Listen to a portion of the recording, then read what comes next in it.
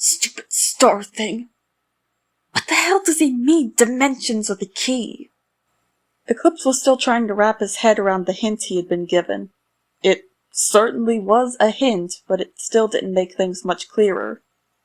Though a certain amalgamation from another dimension was still his top suspect. Nothing else made anywhere near as much sense. With a frustrated grunt, he entered the surveillance room at the back of the arcade. He was immediately stopped in his tracks when he saw Ruin standing in that same room, facing away from Eclipse. Or maybe he was Ruin Eclipse right now. Eclipse was now struck with the question of if this was what Moon had to deal with, looking at Sun and being unsure if it really was Sun. Oh well. He supposed there were two possible reactions, and that would tell him who was standing before him. He took a few more steps into the room. The figure in front of him glanced back, and Ruin's eyes flashed brighter for a moment. He then made a full spin to face Eclipse properly. "Ah, Eclipse! My, how things work out! What a twist of fate that we would be brought to the same place!" Well, Eclipse had his answer. Here stood Ruin, as infected and jovial as ever.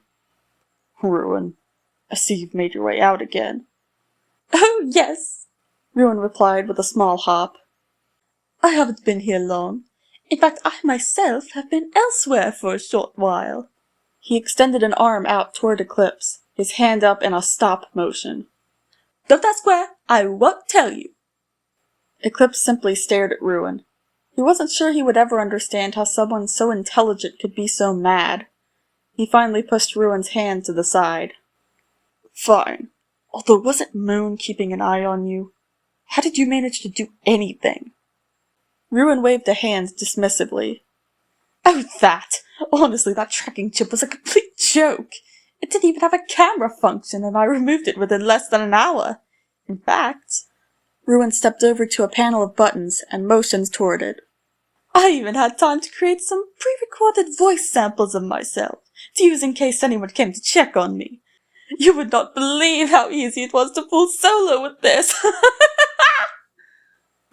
"So Moon doesn't trust you, or that he didn't give you a chip that would kill you if you even attempt to remove it?" He crossed his arms. "Must be nice to be able to do whatever you want. Meanwhile, I'm on such a short leash I can feel it suffocating me. And I still..." Eclipse threw up his arms. "Have no idea who made me!" He then reached to grip Ruin's shoulders, but stopped, unsure if that would cause his chip to explode. Instead, he just tried to stand as tall as he possibly could. "If you built me, you'd better say so now." "My dear Eclipse, what would it matter if I did or I didn't? You're here to share in my game. We both want the same thing, so why worry about that?" Eclipse seethed. It took every bit of his willpower to not grab Ruin by the throat. "You are so lucky that I can't do anything." Ruin turned and stepped a few paces away from Eclipse. "I'll tell you this much. Regardless of whether I brought you back or not, you've made things quite easy for me. Obviously there's no acting involved when the other one is out. Ugh." Ruin waved a hand with a sound of mock disgust before continuing his thought. "All I have to do to build trust with them is offer to help them deal with you." He then pivoted sharply to face Eclipse again, his eyes beaming. "You make the perfect cover, my friend." "And you claim to want to work with me." He really couldn't believe that, in the process of being cryptic, Ruin just admitted that Eclipse was little more than an alibi to help him gain the Celestial family's trust. "As you said, you can't touch me." He brought himself closer to Eclipse, and then even closer than before. Despite being shorter, his presence seemed to tower over Eclipse in this moment. "I can poke and prod at you as much as I want, and you can't do a single thing about it." Ruin then backed off again. "And yet we do want the same thing. Seeing as you can't bring any harm to any of them, you need to work with someone with similar wants and, dare I say..." He pressed a finger to Eclipse's head. "More brains." "Really?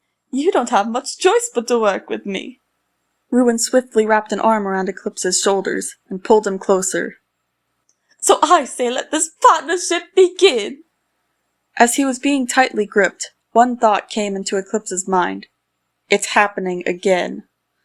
Despite not having every single memory from his previous life, he did remember clearly that there was a time before now when he was forced to work under someone. Ruin could call this arrangement a partnership all he wanted, but Eclipse knew what this was really going to be. He knew he was going to have to rely on Ruin, and there was absolutely nothing he could do without risking another death and rebirth. He couldn't do this again.